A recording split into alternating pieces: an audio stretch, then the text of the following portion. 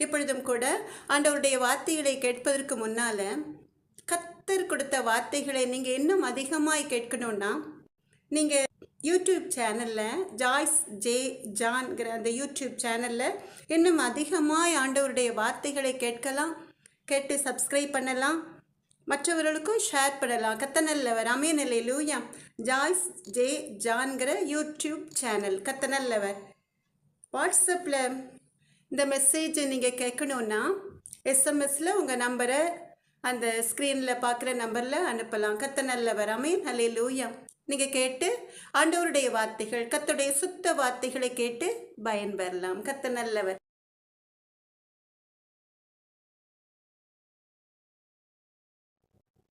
அன்பான தேவ ஜனமே, இஸ்ரவேலின் பெருமந்தே, சந்தோஷமா இருக்கீங்களா? கர்த்தருடைய சுத்த கிருபையினாலே இரக்கத்தினாலே 2026 வருடம் மே மாதம் கர்த்தர் கொடுத்த வாக்குத்தத்த வசனத்தை கர்த்தருடைய அன்பு பிள்ளைகளிடம், இஸ்ரவேலின் பெருமந்தைகளிடம் பகிர்ந்து கொள்வதில் கர்த்தருடைய அன்பு மகள் மிகுந்த மகிழ்ச்சி அடைகிறேன். அன்பான தேவ ஜனமே, இஸ்ரவேலின் பெருமந்தையே, மே மாதம் கர்த்தர் கொடுக்கிற வாக்குத்தத்த வசனமும் வாக்குத்தத்த வசனத்திற்குரிய வார்த்தைகளும் என்ன என்று நீங்கள் கேட்பதற்கு ஆவலாய் இருக்கலாம். கொஞ்சம் ஜனக்கூட்டமாய் இருந்தாலும் கூட கர்த்தருடைய நாமம் மகிமைப்படுவதனால நாம் கர்த்தருடைய நாமத்தை மகிமைப்படுத்தி ஒரு அருமையான பாடலை பாடி சின்ன ஜெபத்தை எப்பொழுதும் போல ஏறெடுத்து செய்தி வேளைக்கு நாம் கடந்து செல்லலாமா? கர்த்தர் நல்லவர். அன்பான தேவ ஜனமே, இஸ்ரவேலின் பெருமந்தே, நீங்கள் இருக்கிற இடங்களிலேயே கண்களை மூடி நாம் எல்லாரும் சேர்ந்து ஒரு பாடலை பாடலாமா? இஸ்ரவேலே, உன்னை எப்படி ஒப்பு கொடுப்பேன்? எப்ராயிமே, உன்னை எப்படி கைவிடுவேன்? இஸ்ரவேலே, உன்னை எப்படி ஒப்பு கொடுப்பேன்? எப்ராயிமே, உன்னை எப்படி கைவிடுவேன்? இஸ்ரவேலே, உன்னை எப்படி ஒப்பு கொடுப்பேன்? எப்ராயிமே, உன்னை எப்படி கைவிடுவேன்? மனுஷரை கட்டி இழுக்கும் அன்பின் ஆண்டவரே, அன்பின் கயிறுகளால் என்னை இழுத்து கொண்டாரே. எப்ராயிமே, உன்னை எப்படி கைவிடுவேன்? இஸ்ரவேலே, உன்னை எப்படி ஒப்பு கொடுப்பேன்? எப்ராயிமே, உன்னை எப்படி கைவிடுவேன்? இஸ்ரவேலே, உன்னை எப்படி ஒப்பு கொடுப்பேன்? எப்ராயிமே, உன்னை எப்படி கைவிடுவேன்? இஸ்ரவேலே, உன்னை எப்படி ஒப்பு கொடுப்பேன்? தாயை போல உணவு கொடுப்பவரே, தகப்பனை போல என்னை சுமந்து செல்பவரே, தாயை போல உணவு கொடுப்பவரே, தகப்பனை போல என்னை சுமந்து செல்பவரே, தாயை போல உணவு கொடுப்பவரே, தகப்பனை போல என்னை சுமந்து செல்பவரே. எப்ராயிமே, உன்னை எப்படி கைவிடுவேன்? இஸ்ரவேலே, உன்னை எப்படி ஒப்பு கொடுப்பேன்? எப்ராயிமே, உன்னை எப்படி கைவிடுவேன்? இஸ்ரவேலே, உன்னை எப்படி ஒப்பு கொடுப்பேன்? எப்ராயிமே, உன்னை எப்படி கைவிடுவேன்? இஸ்ரவேலே, உன்னை எப்படி ஒப்பு கொடுப்பேன்? உம்மை விட்டு தூரம் போன என்னை நல்லவனாக்கி சேர்த்து கொண்டவரே, உம்மை விட்டு தூரம் போன என்னை நல்லவனாக்கி சேர்த்து கொண்டவரே, நல்லவனாக்கி சேர்த்து கொண்டவரே, நல்லவனாக்கி சேர்த்து கொண்டவரே. எப்ராயிமே, உன்னை எப்படி கைவிடுவேன்? இஸ்ரவேலே, உன்னை எப்படி ஒப்பு கொடுப்பேன்? எப்ராயிமே, கைவிடுவேன்? இஸ்ரவேலே, உன்னை எப்படி ஒப்பு கொடுப்பேன்? எப்ராயிமே, உன்னை எப்படி கைவிடுவேன்?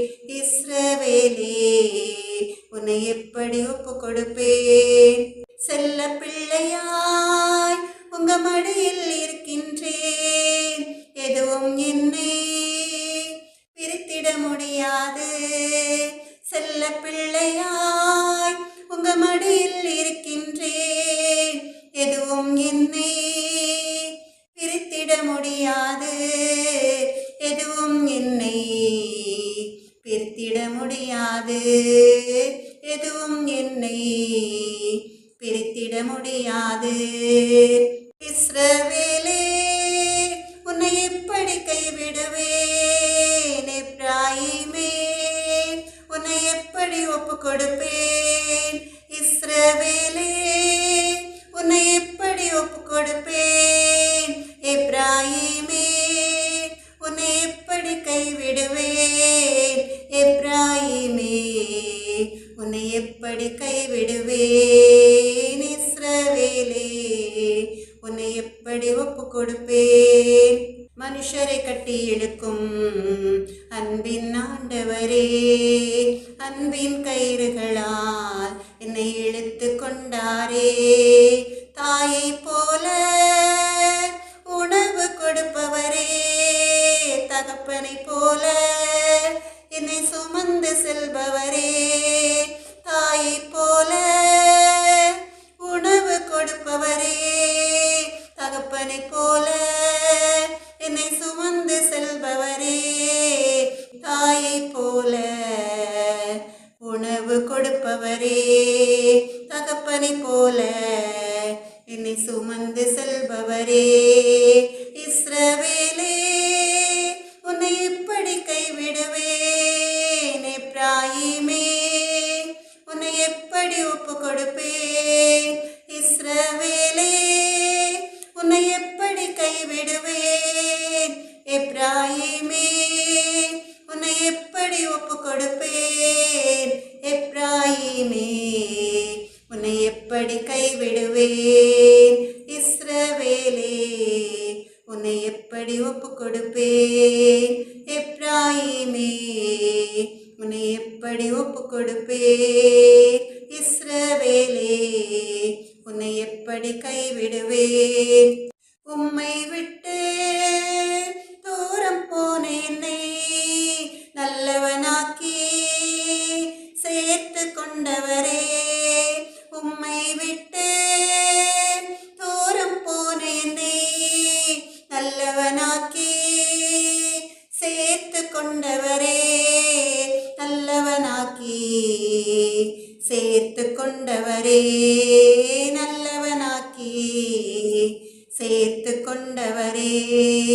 இஸ்ரவேலே, உன்னை எப்படி கைவிடுவேன்? எப்ராயிமே, உன்னை எப்படி ஒப்பு கொடுப்பேன்? இஸ்ரவேலே, உன்னை எப்படி கைவிடுவேன்? எப்ராயிமே, உன்னை எப்படி ஒப்பு கொடுப்பேன்?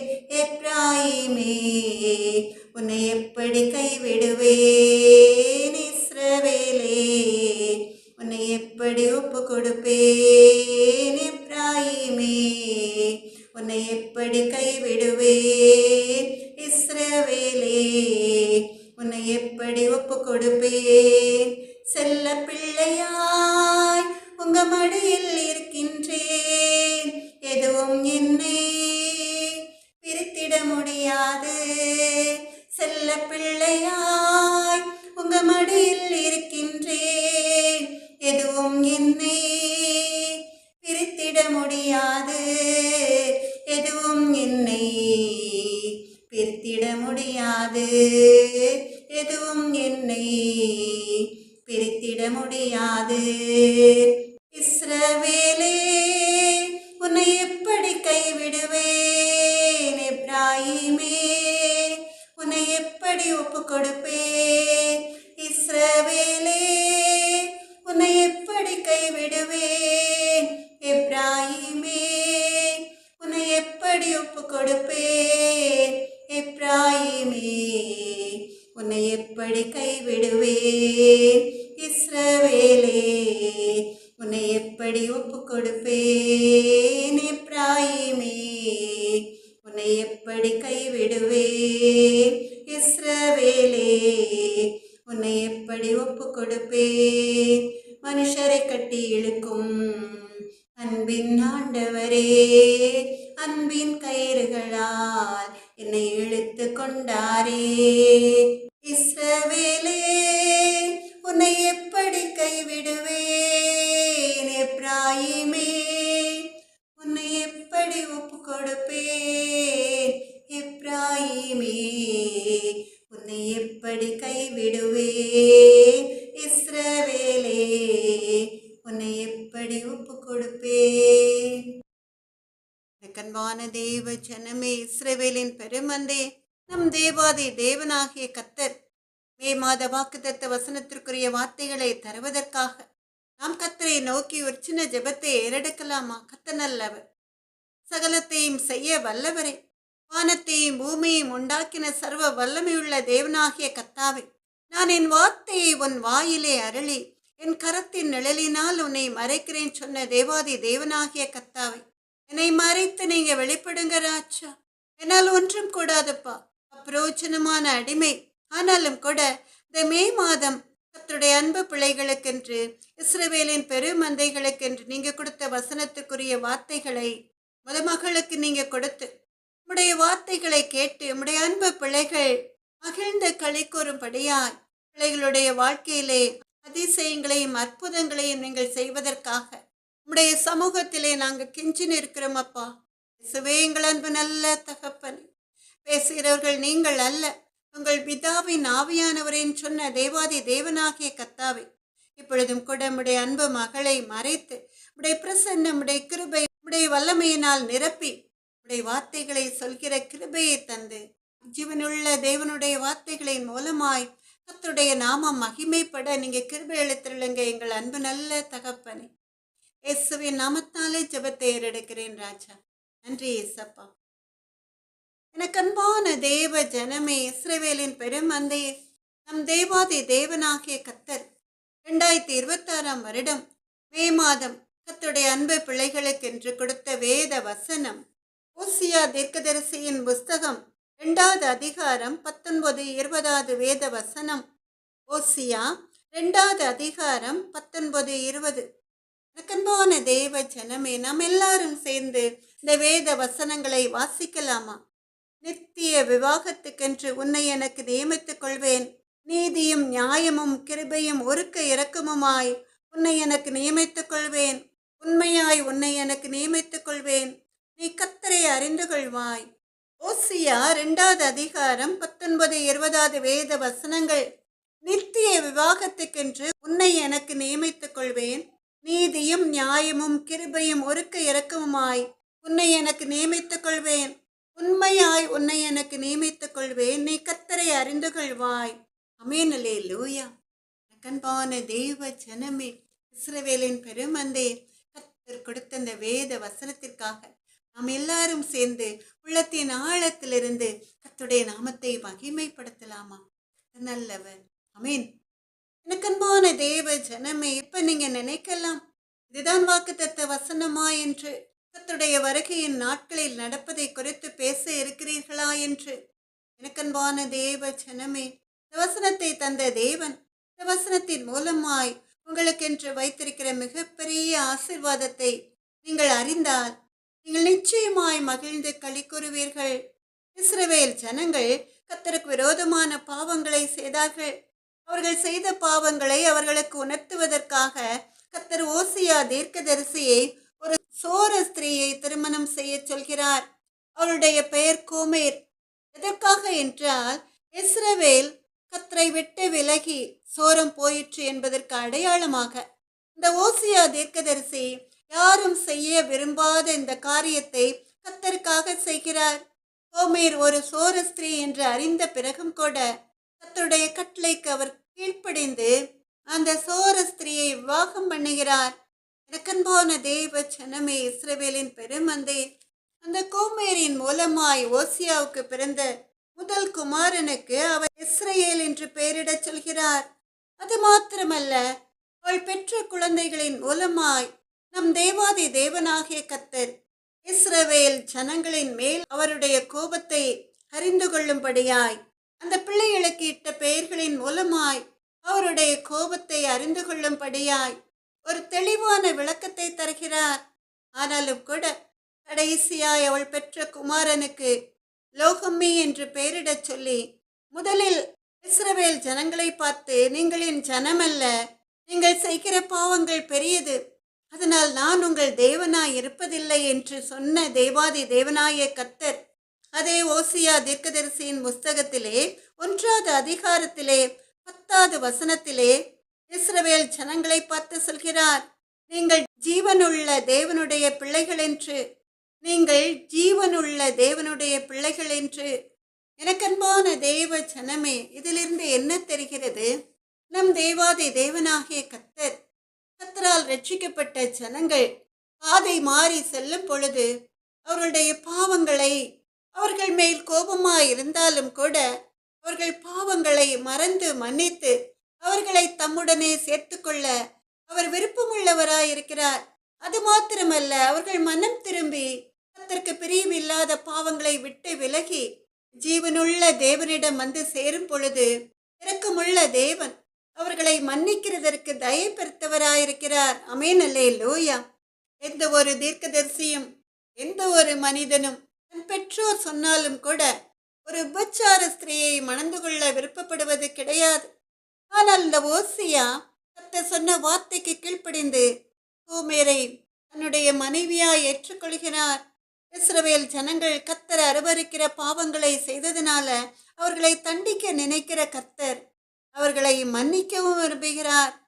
எனக்கன்பான தேவ ஜனமே, நம்ம இயேசுப்பாவுக்கு எப்போதும் ஒரு நல்ல குணம் உண்டு.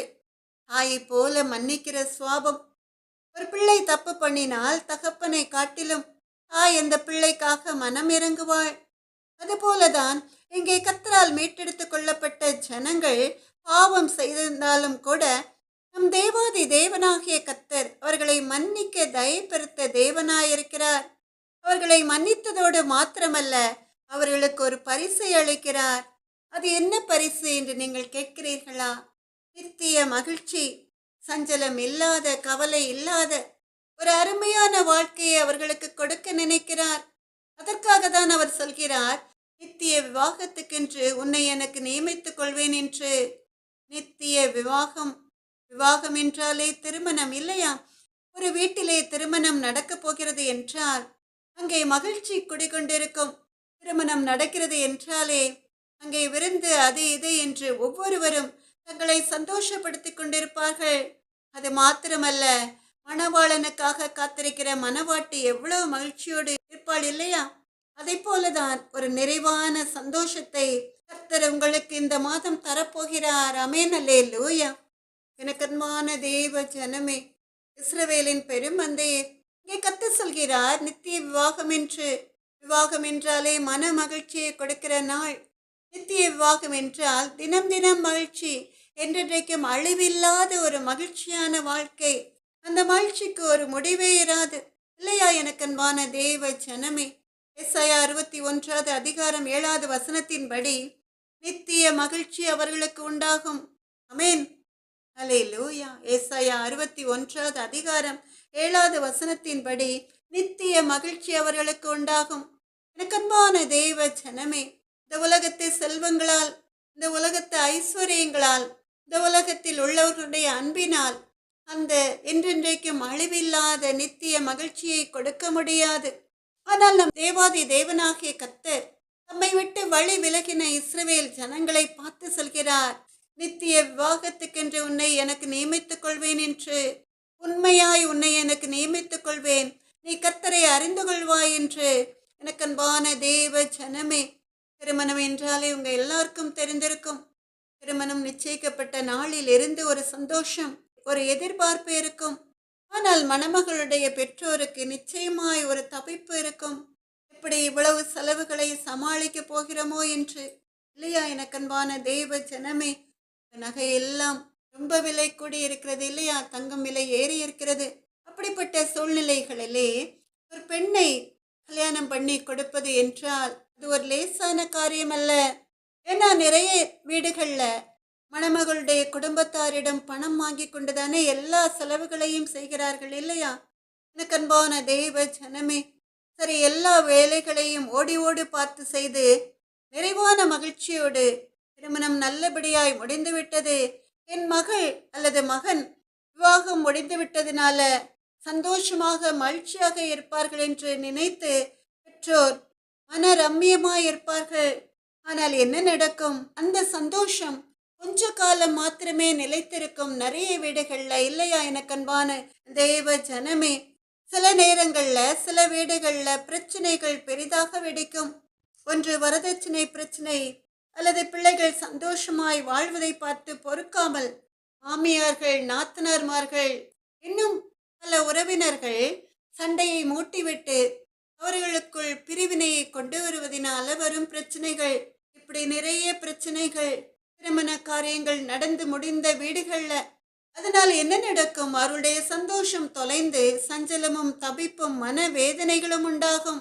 இதுவரைக்கும் சிறு குழந்தையை போல பெற்றோருடைய அரவணைப்பில் பெற்றோருடைய பாதுகாப்பிலே வாழ்ந்து வந்த மணமகள்கள் கண்ணீர் வடிப்பதனால அவருடைய மகிழ்ச்சி தொலைந்து போகும்.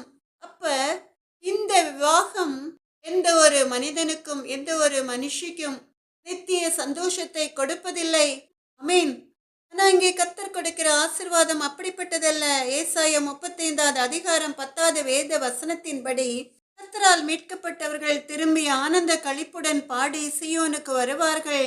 நித்திய மகிழ்ச்சி அவர்கள் தலையின் மேல் இருக்கும். சந்தோஷம் மகிழ்ச்சியும் அடைவார்கள். சஞ்சலமும் தவிப்பும் ஓடிப்போம். ஏசாயா 35வது அதிகாரம் 10வது வேத வசனம். கர்த்தரால் மீட்கப்பட்டவர்கள் திரும்பி ஆனந்த களிப்புடன் பாடி சீயோனுக்கு வருவார்கள். நித்திய மகிழ்ச்சி அவர்கள் தலையின் மேல் இருக்கும். சந்தோஷமும் மகிழ்ச்சியும் அடைவார்கள். சஞ்சலமும் தவிப்பும் ஓடிப்போம் என்று இங்க கர்த்தரால் மீட்கப்பட்டவர்களை குறித்து அவர்களுக்கு நித்திய மகிழ்ச்சியை கொடுக்கும்படியாய், அவர்கள் பரலோக ராஜ்யத்தின் இன்பங்களை அனுபவிக்கும்படியாய் நித்திய விவாகத்துக்கென்று உன்னை நியமித்தேன் என்று நம் தேவாதி தேவனாகிய கர்த்தர் சொல்கிறார். கர்த்தரால் மீட்கப்பட்டவர்கள், கர்த்தரால் ரட்சிக்கப்பட்டவர்கள் சிரசின் மேல் நித்திய மகிழ்ச்சி இருக்குமாம். அதனால் அவர்கள் மிகுந்த மகிழ்ச்சியும் மிகுந்த சந்தோஷமும் அடைவார்கள். அவர்கள் மனதிலே சஞ்சலம், தவிப்பு, கண்ணீர், கவலை ஒன்றுமே இருப்பதில்லை. எனக்கன்பான தேவ ஜனமே, இஸ்ரவேலின் பெருமந்தையே, இதை குறித்து தான் வெளிப்படுத்தல் சுவிசேஷகம் 21வது அதிகாரம் 4வது வேத வசனத்திலே நாம் பார்க்கிறோம். அவருடைய கண்ணீர் யாவையும் தேவன் துடைப்பார். இனி மரணமும் இல்லை, துக்கமும் இல்லை, அலறுதலும் இல்லை, வருத்தமும் இல்லை, முந்தினவைகள் ஒழிந்து போயின என்று விளம்பின என்று. எனக்கன்பான தேவ ஜனமே, இஸ்ரவேலின் பெருமந்தே, வெளிப்படத்தில் சுவிசேஷகம் 21வது அதிகாரம் 4வது வேத வசனம். அவருடைய கண்ணீர் யாவையும் தேவன் துடைப்பார். இனி மரணமும் இல்லை, துக்கமும் இல்லை, அலறுதலும் இல்லை, வருத்தமும் இல்லை, முந்தினவைகள் ஒழிந்து போயின என்று விளம்பினது என்று. எனக்கு அன்பான தேவ ஜனமே, இஸ்ரவேலின் பெருமந்தையே, தேவன் அவரால் மீட்கப்பட்டவர்களுடைய கண்ணீரை துடைப்பதனால சீயோனிலே துக்கம் கிடையாது, புலம்புதல் கிடையாது, கவலை கண்ணீர்கள் கிடையாது. எல்லாவற்றுக்கும் மேலாக அங்கே மரணமே கிடையாது. ஆமென், அல்லேலூயா. எவ்வளவு பெரிய சந்தோஷம் இல்லையா? எனக்கு அன்பான தேவ ஜனமே, இதுதான் கர்த்தருடைய அன்பு பிள்ளைகளுக்கென்று, கர்த்தரால் மீட்டெடுத்து கொள்ளப்பட்ட பிள்ளைகளுக்கென்று கர்த்தர் கொடுக்கிற பரிசு. எனக்கு அன்பான தேவ ஜனமே, இப்ப நீங்க சொல்லலாம், சீயோனில் மாத்திரம்தான் மனமகிழ்ச்சியா என்று. இல்லை, எனக்கு அன்பான தேவ ஜனமே, அந்த சந்தோஷம், அந்த மகிழ்ச்சி இப்பொழுதே இந்த நிமிஷமே உங்கள் இல்லங்களில் இருந்து ஆரம்பிக்கும். அமீன், அல்லேலூயா. நித்திய விவாகத்தினால் வருகிற மன மகிழ்ச்சி கர்த்தரால் ரட்சிக்கப்பட்ட ஜனக்கூட்டங்கள் வாழ்கிற ஒவ்வொரு வீடுகளிலும் இந்த நாளில் இருந்து நாம் இந்த உலகத்திலே ஜீவனோடு இருக்கிற நாட்களில் எல்லாம் அந்த சந்தோஷம் நிலைத்திருக்கும். ஏன்னா நீங்கள் கர்த்தரால் மீட்கப்பட்டவர்கள், நீங்கள் வேர் பிரிக்கப்பட்டவர்கள், இஸ்ரவேலின் சிறு மந்தை. அமேன், அல்லேலூயா. அன்பான தேவ ஜனமே, வெளிப்படுத்தல் சுவிசேஷகம் 21வது அதிகாரம் இரண்டாவது வேத வசனத்திலே நாம் பார்க்கிறோம், யோவானாகிய நான் புதிய எருசலேமாகிய பரிசுத்த நகரத்தை தேவனிடத்தினின்று பரலோகத்தை விட்டு இறங்கி வர கண்டேன். அது தன் புருஷனுக்காக அலங்கரிக்கப்பட்ட மணவாட்டியை போல ஆயத்தமாக்கப்பட்டிருந்தது என்று. வெளிப்படுத்தல் சுவிசேஷகம் 21வது அதிகாரம் 2வது வேத வசனம். நம்ம எல்லாரும் சேர்ந்து வாசிக்கலாமா? யோவானாகிய நான் புதிய எருசலேமாகிய பரிசுத்த நகரத்தை தேவனிடத்தினின்று பரலோகத்தை விட்டு இறங்கி வர கண்டேன். அது தன் புருஷனுக்காக அலங்கரிக்கப்பட்ட மணவாட்டியை போல ஆயத்தமாக்கப்பட்டிருந்தது என்று. எனக்கன்பான தேவ ஜனமே, இங்கே யோவான் சொல்கிறார், எருசலேம் என்ற அந்த பரிசுத்த நகரத்தை அலங்கரிக்கப்பட்ட மணவாட்டியை போல அழகாயிருந்தது என்று. எருசலேம் நகரத்திலே கர்த்தரால் மீட்கப்பட்டவர்கள் சஞ்சலம் இல்லாத ஒரு வாழ்க்கை வாழ்வதற்காக அந்த எருசலேம் நகரம் எப்படி மணவாளனுக்காக அலங்கரிக்கப்பட்ட மணவாட்டி எவ்வளவு அழகாயிருப்பாளோ அதை காட்டிலும் மேலான ஒரு அழகோடு இருந்தது என்று. அப்ப நிச்சயமாய் அந்த சீயோனிலே எருசலேம் நகரத்திலே நித்திய மகிழ்ச்சி இருக்கும் இல்லையா? எனக்கு அன்பான தேவ ஜனமே, இஸ்ரவேலின் பெருமந்தையே, அதை வெளிப்படுத்தல் சுவிசேஷகம் 19வது அதிகாரம் 7-9வது வேத வசனங்களை நாம் வாசித்து பார்த்தால் தெரியும். நாம் சந்தோஷப்பட்டு களி கூர்ந்து அவருக்கு துதி செலுத்த கடவோம். ஆட்டுக்குட்டியானவருடைய கல்யாணம் வந்தது, அவருடைய மனைவி தன்னை ஆயத்தம் பண்ணினாள் என்று சொல்ல கேட்டேன். இன்னும் அவன் என்னை நோக்கி, ஆட்டுக்குட்டியானவரின் கல்யாண விருந்துக்கு அழைக்கப்பட்டவர்கள் பாக்கியவான்கள் என்று எழுது என்றான். மேலும் இவைகள் தேவனுடைய சத்தியமான வசனங்கள் என்று என்னுடனே சொன்னான் என்று. வெளிப்படுத்தல் சுவிசேஷகம் 19வது அதிகாரம் 7-9வது வேத வசனங்கள். நாம் மறுபடியுமாய் சேர்ந்து வாசிக்கலாமா? நாம் சந்தோஷப்பட்டு களி கூர்ந்து அவருக்கு துதி செலுத்த கடவோம். ஆட்டுக்குட்டியானவருடைய கல்யாணம் வந்தது, அவருடைய மனைவி தன்னை ஆயத்தம் பண்ணினாள் என்று சொல்ல கேட்டேன். இன்னும் அவன் என்னை நோக்கி, ஆட்டுக்குட்டியானவரின் கல்யாண விருந்துக்கு அழைக்கப்பட்டவர்கள் பாக்கியவான்கள் என்று எழுது என்றான் என்று சொல்லி நாம் இந்த வசனங்களிலே நாம் பார்க்கிறோம். எனக்கன்பான தேவ ஜனமே, இங்கே ஆட்டுக்குட்டியானவருடைய கல்யாணம் வந்தது என்று சொல்லி நாம் பார்க்கிறோம். இங்கே மணவாளன் யார்? நம் இயேசு மகாராஜா. அவருடைய மனைவி தன்னை ஆயத்தம் பண்ணினாள் என்று சொன்ன வார்த்தை அந்த மணவாளனுக்காக மணவாட்டியான சபை ஆயத்தமாய் இருந்தது என்று. மணவாட்டி என்றாலே அலங்கரிக்கப்பட்டவள் இல்லையா? எனக்கன்பான தேவ ஜனமே, இங்கே மணவாட்டி யார் என்று சொல்லப்பட்டிருக்கிறது? சபைகளில் உண்மையும் உத்தவமாய் கர்த்தருடைய நாமத்தை மகிமைப்படுத்தி கர்த்தருக்கு நடுங்குகிற பயத்தோடு ஜீவித்து கர்த்தரால் மீட்டெடுத்து கொள்ளப்பட்டவர்கள். ஆமென், அல்லேலூயா. அவர்களை தான் மணவாளனுக்காக ஆயத்தம் பண்ணப்பட்ட மணவாட்டியான சபை என்று சொல்லப்பட்டிருக்கிறது. அப்ப இங்கே தேவ ஆட்டுக்குட்டியானவரின் கல்யாண விருந்துக்கு அழைக்கப்பட்டவர்கள் யார்? மணவாட்டியான சபை. அவர்கள் எல்லோரும் பாக்கியவான்கள் என்று இங்கே தேவ தூதன் யோவானை பார்த்து சொல்கிறார். ஆமென், அல்லேலூயா. உண்மையிலேயே பாக்கியவான்கள் இல்லையா எனக்கன்பான தேவ ஜனமே? ஏன்னா அவர்களுக்கென்று ஒரு பெரிய சந்தோஷத்தை நம் தேவாதி தேவனாகிய கர்த்தர் இங்கே மாத்திரமல்ல சீயோனிலும் கூட ஒரு அழிவில்லாத நித்திய சந்தோஷத்தை ஆயத்தம் பண்ணி வைத்திருக்கிறார். அப்ப அவர்கள் நிச்சயமாய் பாக்கியவான்கள், பாக்கியவதிகள் தானே இல்லையா எனக்கன்பான தேவ ஜனமே? ஒரே வார்த்தையில் சொல்ல வேண்டும் என்றால் அவர்கள் கொடுத்து வைத்தவர்கள் என்று. ஏன்னா அவர்களுக்கு கண்ணீர் இல்லாத, மரணம் இல்லாத நித்திய ஜீவன், அதுதான் கர்த்தர் அவர்களுக்கு கொடுக்கிற ஒரு பரிசாக வைக்கப்பட்டிருக்கிறது. ஆமென், அல்லேலூயா. எனக்கன்பான தேவ ஜனமே, இஸ்ரவேலின் பெருமந்தையே, இந்த உலகத்திலே பல திருமண காரியங்கள் விவாகரத்தில் கொண்டு போய் முடிந்து விடுகிறது. ஆனால் இங்கே கர்த்தர் சொல்கிற நித்திய விவாகம் என்றென்றைக்கும் அழிவில்லாத ஒரு உறவை குறிக்கிறது. திருமணம் நடக்கிற நேரங்களிலே மணமகனும் மணமகளும் ஒரு உடன்படிக்கை செய்வது போல நம் தேவாதி தேவனாகிய கர்த்தர் மணவாளன் இயேசு மகாராஜா மணவாட்டியான சபையை பார்த்து சொல்கிறார். அந்த திருந்திய ஜனக்கூட்டத்தை பார்த்து சொல்கிறார். கர்த்தரால் ரட்சிக்கப்பட்ட ஜனக்கூட்டத்தை பார்த்து சொல்கிறார், நித்திய விவாகத்துக்கென்று உன்னை எனக்கு நியமித்துக் கொள்வேன் என்று. உண்மையாய் உன்னை எனக்கு நியமித்துக் கொள்வேன், நீ கர்த்தரை அறிந்து கொள்வாய் என்று. இதுதான் நம் தேவாதி தேவனாகிய கர்த்தர் கர்த்தரை நம்பி வாழ்கிற, கர்த்தரோடு ஐக்கியமாகி கர்த்தருடைய கட்டளைகளுக்கு கீழ்ப்படிந்து வாழ்கிற, கர்த்தருடைய அன்பு பிள்ளைகளுக்கென்று வைத்திருக்கிற ஒரு உடன்படிக்கை. மனிதர்கள் உடன்படிக்கையை மீறலாம். அதனால் பல திருமணங்கள் தோல்வியில் முடிந்து போகலாம். ஆனால் மணவாளன் இயேசு மகாராஜா மணவாட்டியான சபைகளிடம் செய்கிற உடன்படிக்கை ஒரு நாளும் முறிந்து போவதில்லை. எனக்கன்பான தேவ ஜனமே, நீங்க எப்ப சொல்லலாம், நாங்கள் ரட்சிக்கப்பட்ட ஜனக்கூட்டம்தான், கர்த்தருடைய நாமம் தரிக்கப்பட்ட பிள்ளைகள்தான். ஆனால் நாங்கள் பாவம் செய்து விட்டோமே, கர்த்தருக்கு பிரியமில்லாத காரியங்களை செய்கிறோமே, கர்த்தர் அருவருக்கிற விக்கிரக ஆராதனையை செய்கிறோமே, எங்களை கர்த்தர் மன்னிப்பாரா என்று, எங்களுக்கு அந்த நித்திய சந்தோஷத்தை தருவாரா என்று நீங்கள் ஏக்கத்தோடு காத்திருக்கலாம். எனக்கன்பான தேவ ஜனமே, ஒரு நிமிடம் இஸ்ரவேல் ஜனங்களை பார்த்து கர்த்தர் என்ன சொல்கிறார்? ஓசியா 13வது அதிகாரம் 9வது வேத வசனத்திலே, ஓசியா 13வது அதிகாரம் 9வது வேத வசனத்திலே, இஸ்ரவேலை நீ உனக்கு கேடுண்டாக்கி கொண்டாய், ஆனாலும் என்னிடத்தில் உனக்கு சகாயம் உண்டு என்று. ஓசியா 13வது அதிகாரம் 9வது வேத வசனம்.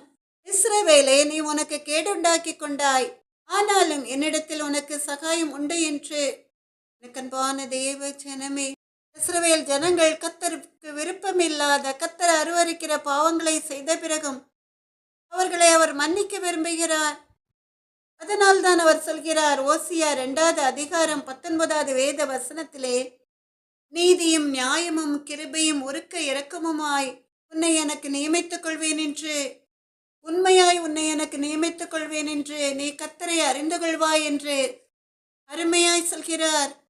எனக்கன்பான தேவ ஜனமே, இஸ்ரவேலின் பெருமந்தே, நம் தேவாதி தேவனாகிய கர்த்தர் இந்த உலகத்தில் உள்ள நியாயாதிபதிகளைப் போல, ஜட்ஜிகளைப் போல தீர்ப்பு சொல்வதில்லை. அவர் நீதியுள்ள தேவன். அவர் நீதியின் செங்கோலை இஸ்ரவேல் ஜனங்களுக்கு கொடுக்க நினைக்கிறார். தங்கள் பாவங்களை விட்டு விலகி நீதியாய் நேர்மையாய் நடக்கிறவர்களுக்கு நியாயமுள்ள தீர்ப்பு வழங்கி அவர்களை பண்படுத்தி சீர்படுத்தி அவர்களை தம்முடைய சொந்த ஜனமாக ஏற்றுக்கொள்ள நினைக்கிறார்.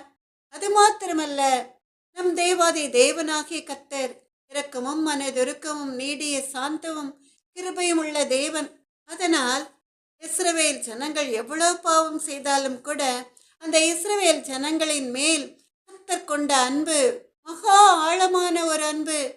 அதனால் நம் தேவாதி தேவனாகிய கர்த்தர் எப்பொழுது இஸ்ரவேல் ஜனங்கள் நம்மை நோக்கி வருவார்கள், நமக்கு பிரியமான காரியங்களை செய்வார்கள் என்று காத்திருக்கிறார்.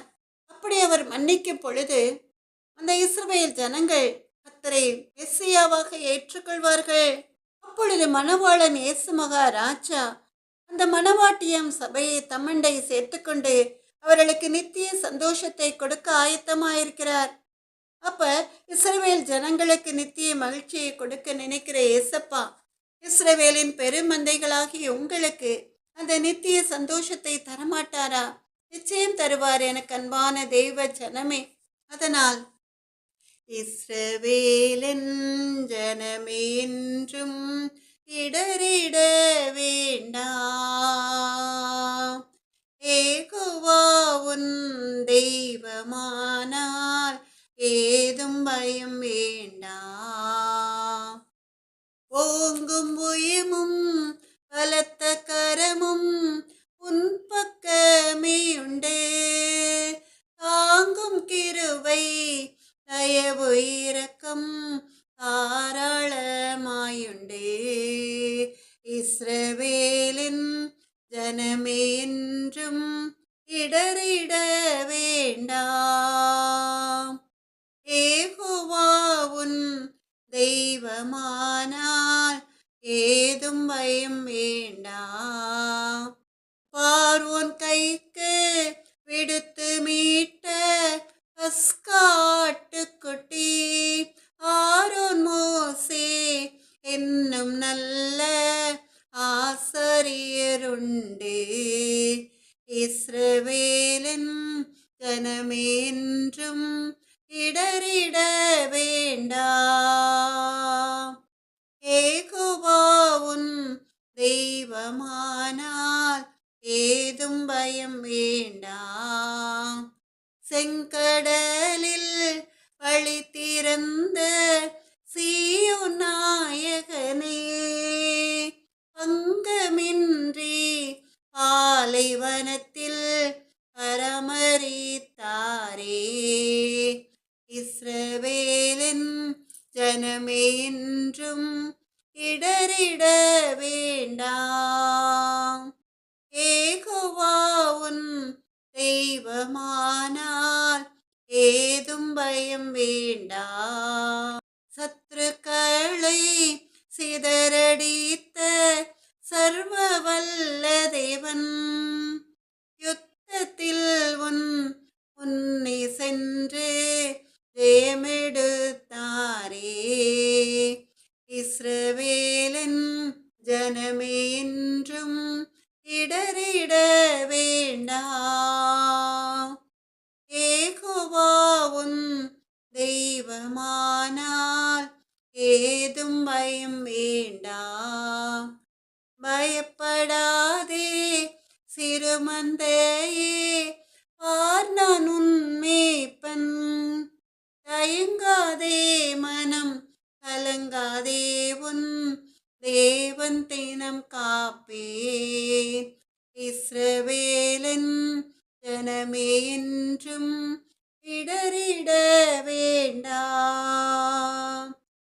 யெகோவா உன் தெய்வமானால் ஏதும் பயம் வேண்டாம்.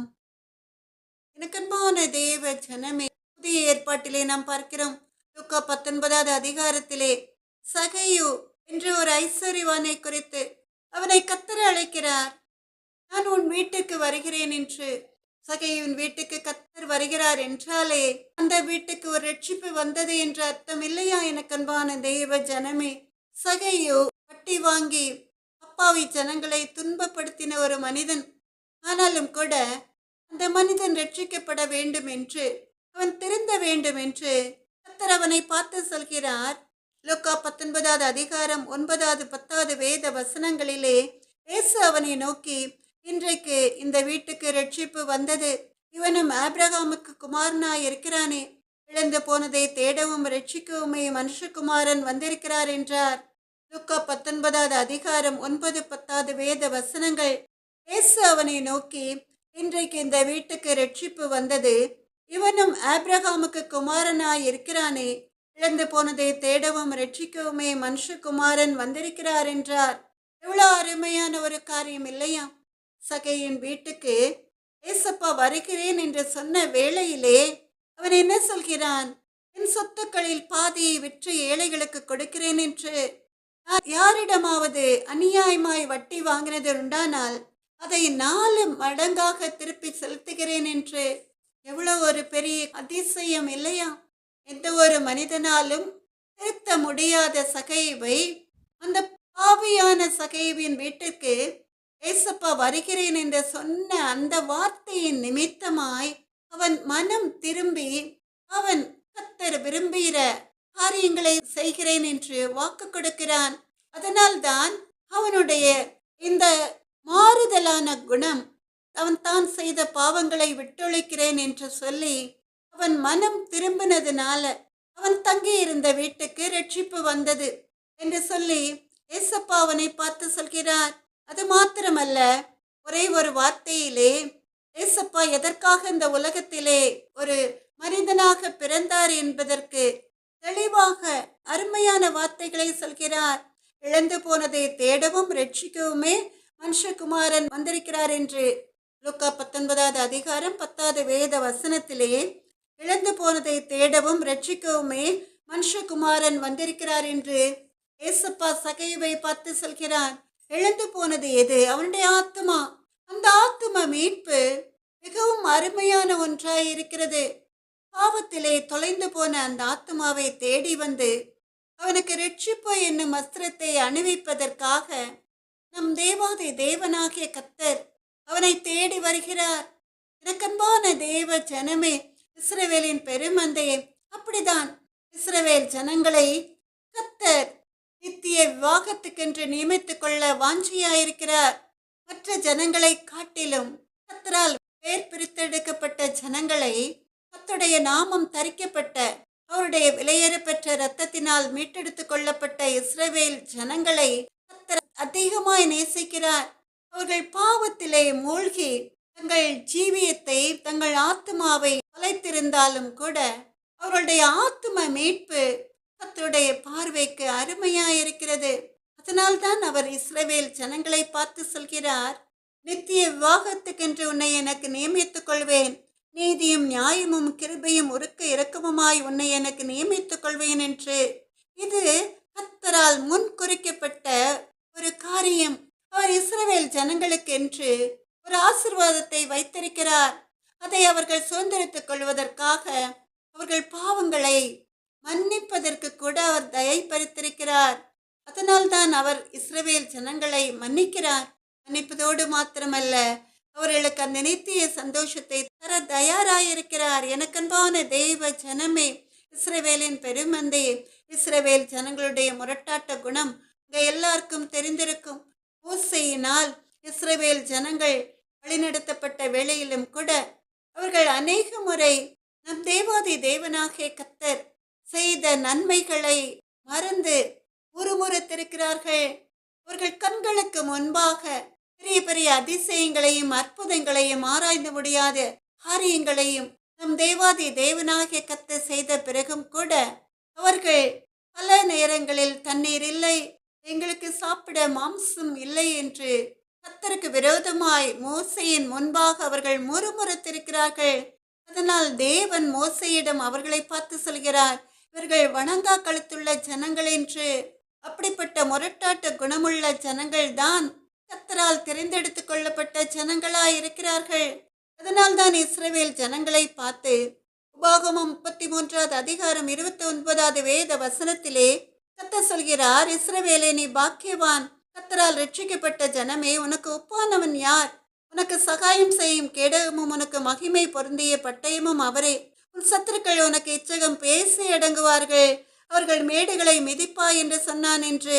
எனக்கு அன்பான தேவ ஜனமே, இஸ்ரவேலின் பெருமந்தையே, மோசே தேவன் அவனுக்கு கொடுத்த வார்த்தைகளை இஸ்ரவேல் ஜனங்களை பார்த்து சொல்கிறான், இஸ்ரவேலே நீ பாக்கியவான் என்று, கர்த்தரால் ரட்சிக்கப்பட்ட ஜனமே, உனக்கு ஒப்பானவன் யார் என்று, உனக்கு சகாயம் செய்யும் கேடகமும் உனக்கு மகிமை பொருந்திய பட்டயமும் அவரே என்று. உன் சத்துருக்கள் உனக்கு இச்சகம் பேசி அடங்குவார்கள், அவர்கள் மேடுகளை மிதிப்பா என்று. எனக்கன்பான தேவ ஜனமே, இஸ்ரவேலின் பெருமந்தையே, கர்த்தரால் ரட்சிக்கப்பட்ட ஜனம்தான் இஸ்ரவேல் ஜனங்கள். அவர்கள் எந்த தேசத்தில் ஜீவித்தாலும் கூட அவர்கள் பாக்கியவான்களாய் இருப்பார்கள். அவர்களுக்கு நிகர் இந்த உலகத்திலே யாரும் கிடையாது என்று கர்த்தர் சொல்கிறார். படைத்தவரே அப்படி சொல்கிறார்.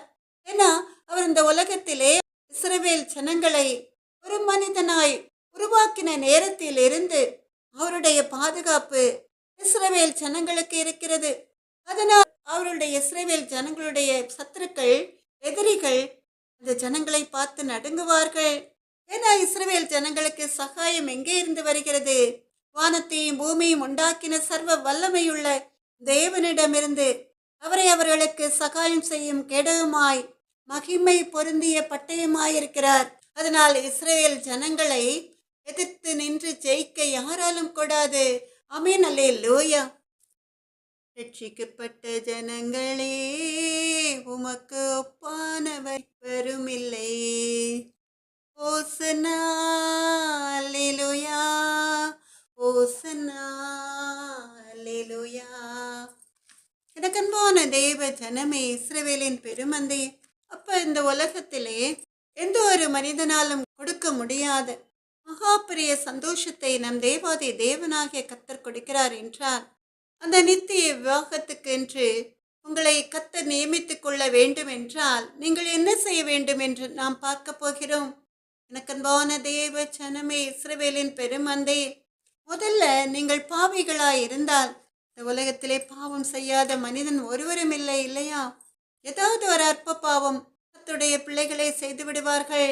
அப்ப கர்த்தருக்கு பிரியமான ஜனக்கூட்டமாய் நீங்கள் மாற வேண்டும் என்றால், கர்த்தருக்கு பிரியமான இஸ்ரவேல் என்ற ரட்சிக்கப்பட்ட ஜனக்கூட்டமாய் மாற வேண்டும் என்றால், நீங்கள் பாவம் செய்திருந்தாலும் அந்த பாவங்களை எல்லாம் தேவனுடைய சமூகத்திலே அறிக்கையிட வேண்டும். அந்த பாவங்களுக்காக உள்ளத்தின் ஆழத்திலிருந்து கண்ணீரோடு தேவனுடைய சமூகத்தில் அமர்ந்து மன்னிப்பு கேட்க வேண்டும். சும்மா உங்கள் பாவங்களை அறிக்கையிட்டு அந்த பாவ மன்னிப்பை ஒரு மனிதனிடமிருந்து சுதந்திரத்துக் கொள்வதை காட்டிலும் தேவனிடமிருந்து இரக்கம் பெறுவதே பாவ மன்னிப்புக்கு ஏதுவான ஒரு காரியம். எந்த ஒரு மனிதனாலும் நீங்கள் செய்த பாவங்களை மன்னிக்க முடியவே முடியாது. அந்த அதிகாரத்தை நம் தேவன் அவர்களுக்கு கொடுக்கவே இல்லை. ஆனாலும் கூட சில நேரங்களில் உலகத்தில் உள்ள அன்பு சகோதர சகோதரிகள் தாங்கள் செய்த பாவங்களை இன்னொரு சகோதரனிடம் சென்று அறிக்கையிடுவதனால தங்கள் பாவங்கள் மன்னிக்கப்பட்டு விட்டது என்று உறுதியாய் விசுவாசிக்கிறார்கள். இது ஒரு தவறான காரியம். எனக்கு அன்பான தேவ ஜனமே, இஸ்ரவேலின் பெருமந்தையே, நீங்கள் முதல்ல உங்கள் பாவங்களை மன்னிக்க வல்லமையுள்ள தேவனிடம் அறிக்கையிட்டு அந்த பாவ மன்னிப்பை கர்த்தரிடமிருந்து பெற்றுக்கொள்ள வேண்டும். அது மாத்திரமல்ல, இரண்டாவதாக பாவ மன்னிப்பை தேவனிடமிருந்து பெற்றுக்கொண்ட பிறகு மறுபடியுமாய் அந்த உளையான பாவ சேற்றில் நீங்கள் விழுந்து விடக்கூடாது. இதுதான் முக்கியமான ஒரு காரியம். பாவ மன்னிப்பு கேட்டோம், இனி பாவம் செய்தால் ஒன்றுமே இல்லை, நிச்சயமாய் நம்மை மன்னிப்பார் என்ற ஒரு உறுதியான எண்ணத்தோடு நீங்கள் ஜீவிக்க கூடாது. பாவ மன்னிப்பு கேட்டுவிட்டீர்கள் என்றால், அந்த பாவங்களை அறிக்கையிட்டு விட்டுவிட்டீர்கள் என்றால், அந்த பாவங்களை எல்லாம் நம் தேவாதி தேவனாகிய கர்த்தர் கடலின் ஆழத்திலே மூடி போட்டு விடுவார். ஆனால் அந்த பாவங்களை நீங்கள் மறுபடியுமாய் செய்யும் பொழுது நீங்கள் அந்த நித்திய சந்தோஷத்தை சுதந்திரித்துக் கொள்ள முடியாது. மறுபடியும் அந்த உளையான சேற்றில் உங்கள் ஆத்துமாவை மூழ்கடிக்க விடாமல் நீங்கள் புதிதாய் பிறந்த குழந்தைகளைப் போல மறுரூபமாகி பரிசுத்த பாதையில் தொடர்ந்து முன்னேறி செல்ல வேண்டும். இதுதான் கர்த்தர் உங்களிடம் விரும்புகிற இரண்டாவது காரியம். மூன்றாவதாய் அவங்களை விட்டுவிட்ட பிறகு பரிசுத்தம் உள்ளவன் இன்னும் பரிசுத்தமாகட்டும் சொன்ன தேவன் காட்டுகிற பாதையில் நீங்கள் நடக்க ஆரம்பிக்க வேண்டும். கர்த்தருடைய கட்டளைகளை, கர்த்தருடைய நியாய பிரமாணங்களை நீங்கள் பின்பற்றுகிறவர்களாய் மாற வேண்டும்.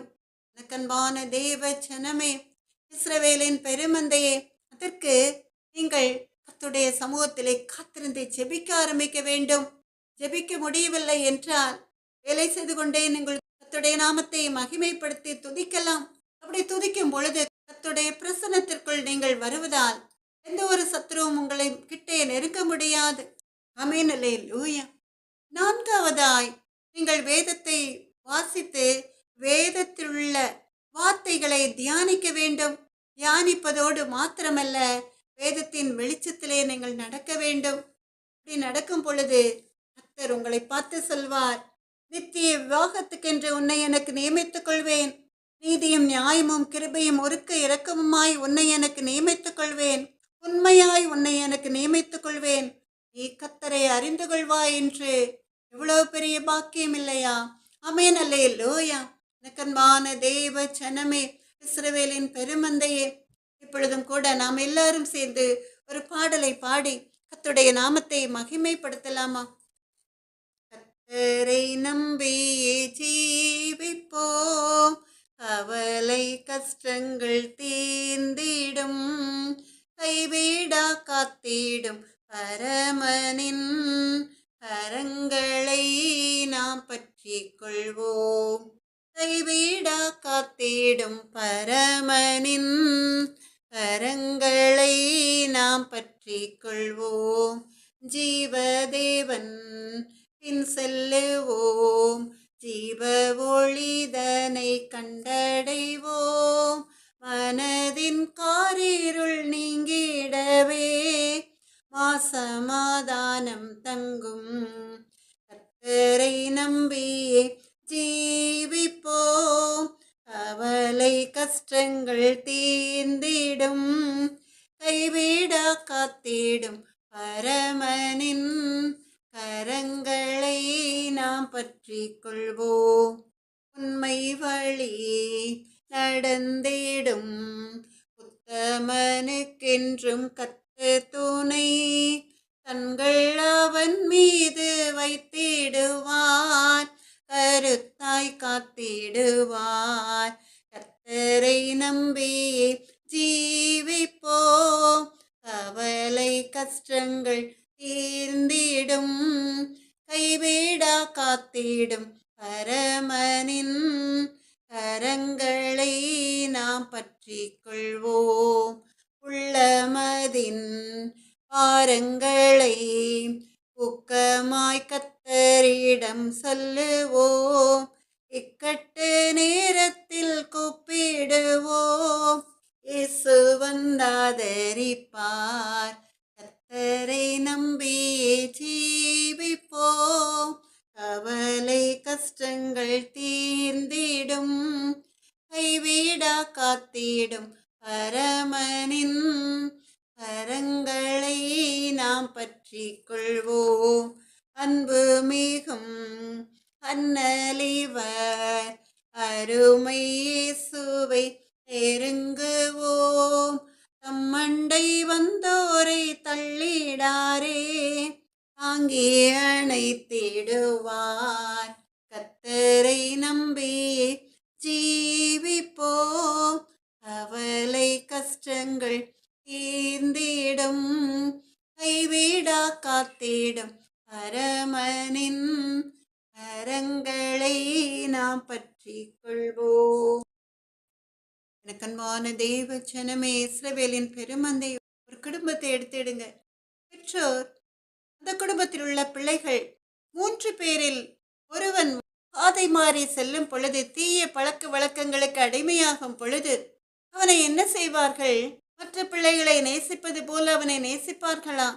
நேசிப்பார்கள். ஆனாலும் கூட அவர்கள் அவனை தண்டிக்க ஆரம்பிப்பார்கள்.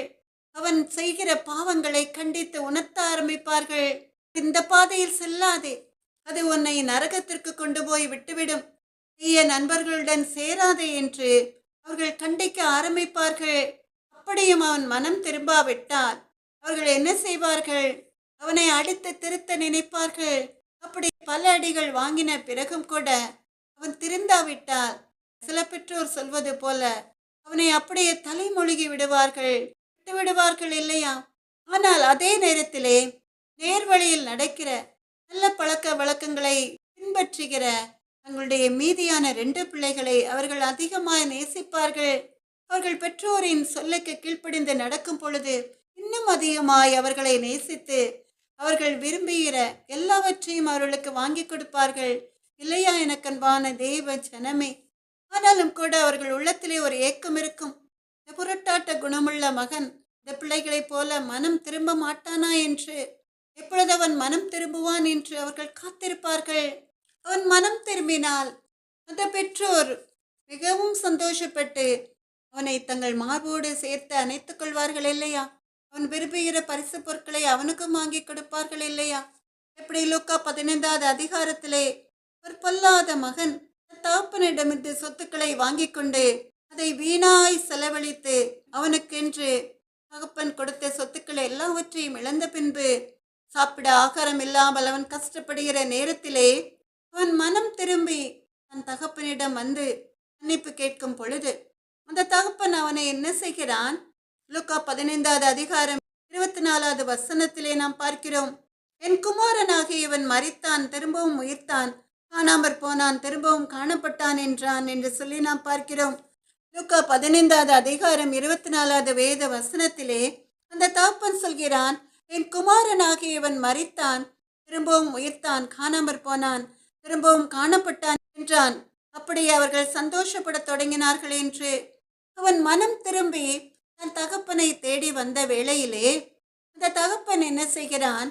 அந்த மனம் திரும்பிய மகனை பார்த்து ஓடோடி வந்து மனதுருக்கத்தோடு அவனை கட்டி கொண்டு அவனை முத்தம் செய்து அவனுக்கு நல்ல வஸ்திரத்தை உடுக்கச் செய்து அவன் கைக்கு மோதிரத்தையும் கால்களுக்கு பாதரட்சைகளையும் போட்டு நல்ல விருந்தொன்றை ஆயத்தப்படுத்தி மனமகிழ்ந்து களி கூறுகிறான். அந்த திருந்திய மகனுக்காக.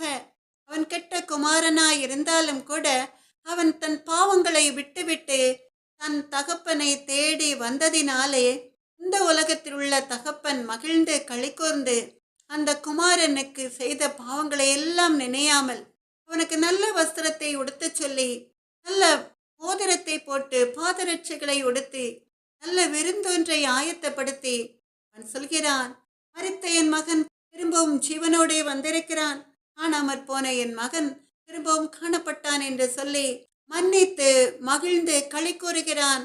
அப்ப நம்ம பரம தகப்பன் இஸ்ரவேலின் பெருமந்தைகளாகிய நீங்கள் பாவங்களை செய்யும் பொழுது மனவேதனையோடு இருக்கிற நம்முடைய பரம தகப்பன் நீங்கள் மனம் திரும்பி உங்கள் சொந்த இரட்சகரை தேடி வரும் பொழுது மகிழ்ந்து களி கூற மாட்டாரா? நிச்சயம் மகிழ்ச்சியினால் நிரம்பி இந்த உலகத்திற்குரிய சந்தோஷங்களை மாத்திரமல்ல, பரலோக ராஜ்யத்தின் சந்தோஷங்களை நீங்கள் அனுபவிக்கும்படியாய் உங்களை மகிழ்ச்சியினால் நிரப்புவார். ஆமென், அல்லேலூயா. இந்த உலகத்து தகப்பன் கொடுக்கிற ஆசீர்வாதங்களை காட்டிலும் அதிகமான ஆசீர்வாதங்களை கர்த்தர் மனம் திரும்புகிற இஸ்ரவேலின் பெருமந்தைகளுக்கு கொடுப்பார். ஆமென், அல்லேலூயா. எனக்கன்பான தேவ ஜனமே, இஸ்ரவேலின் பெருமந்தையை மத்தேயு 22வது அதிகாரத்திலே பரலோக ராஜ்யத்தை குறித்து அழகாக சொல்லப்பட்டிருக்கிறது.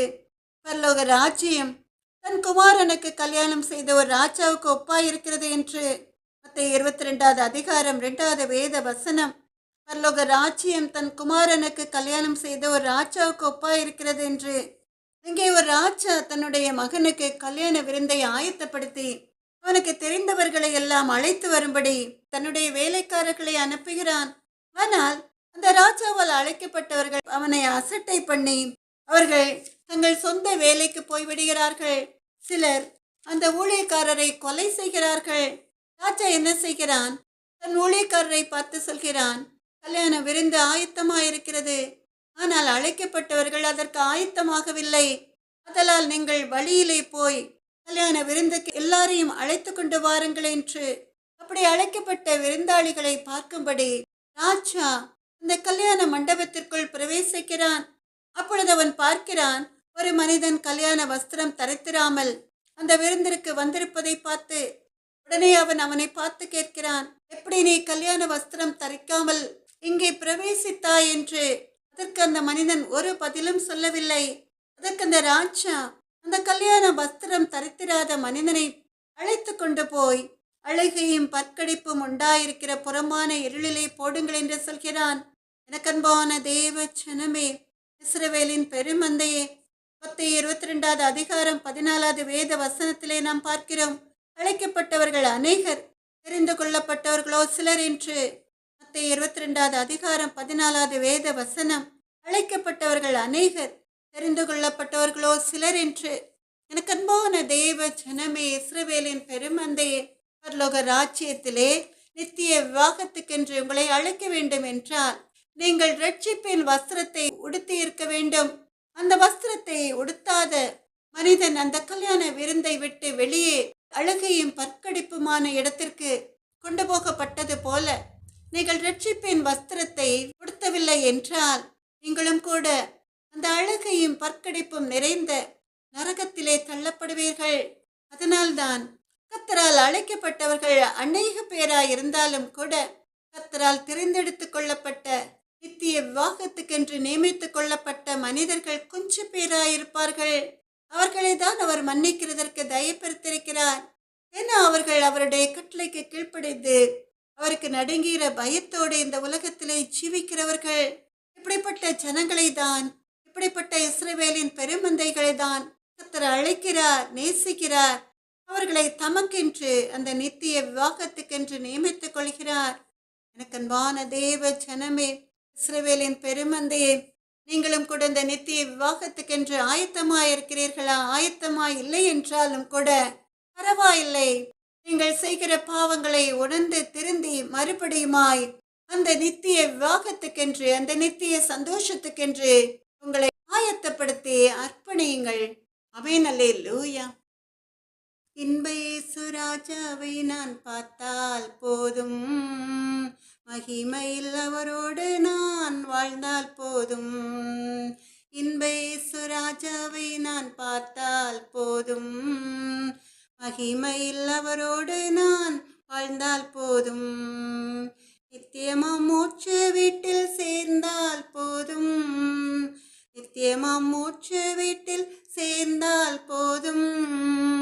அல்லேலூயா கூட்டத்தில் நான் மகிழ்ந்தால் போதும், அல்லேலூயா கூட்டத்தில் நான் மகிழ்ந்தால் போதும்.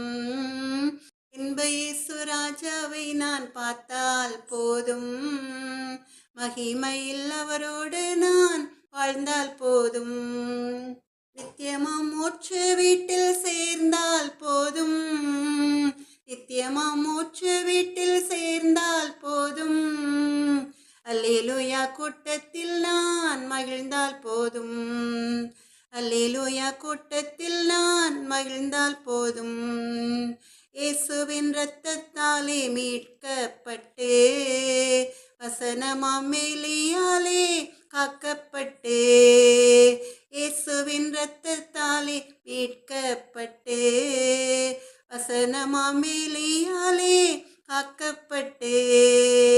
கரை திரையற்ற பரிசுத்தரோடு கரை திரையற்ற பரிசுத்தரோடு ஏழையான் பொன் வீதியில் உலாவிடுவேன்.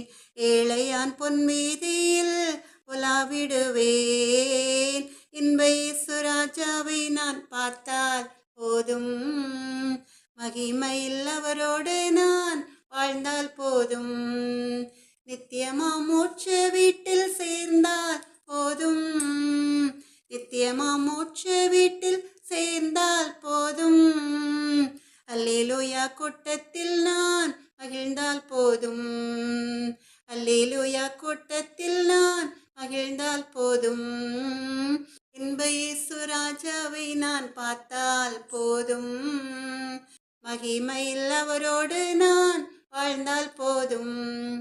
தூதர்கள் வீணைகளை மீட்டும் போது நிறைவான ஜெய கோஷம் முழங்கும் போது. தூதர்கள் வீணைகளை மீட்டும் போது நிறைவான ஜெய கோஷம் முழங்கும் போது. அல்லேலூயா கீதம் பாடிக்கொண்டே நானும். அல்லேலூயா கீதம் பாடிக்கொண்டே நானும் அன்பராம் இயேசுவோடே அகமகிழ்வேன். அன்பராம் இயேசுவோடே அகமகிழ்வேன். இன்ப இயேசு ராஜாவை நான் பார்த்தால் போதும். மகிமையில் அவரோடே நான் வாழ்ந்தால் போதும். நித்தியமாம் மோட்ச வீட்டில் சேர்ந்தால் போதும். அல்லேலூயா கூட்டத்தில் நான் மகிழ்ந்தால் போதும். உள்கிரீடம் சூட்டப்பட்ட தலையை பார்ப்பேன். ஒரு கிரீடம் சூட்டி நானும் புகழ்ந்திடுவேன். உள்கிரீடம் சூட்டப்பட்ட தலையை பார்ப்பேன். ஒரு கிரீடம் சூட்டி நானும் புகழ்ந்திடுவேன்.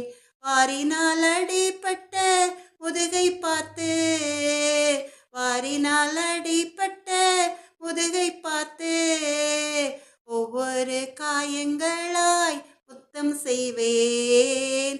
ஒவ்வொரு காயங்களாய் முத்தம் செய்வேன். இன்ப இயேசு ராஜாவை நான் பார்த்தால் போதும்.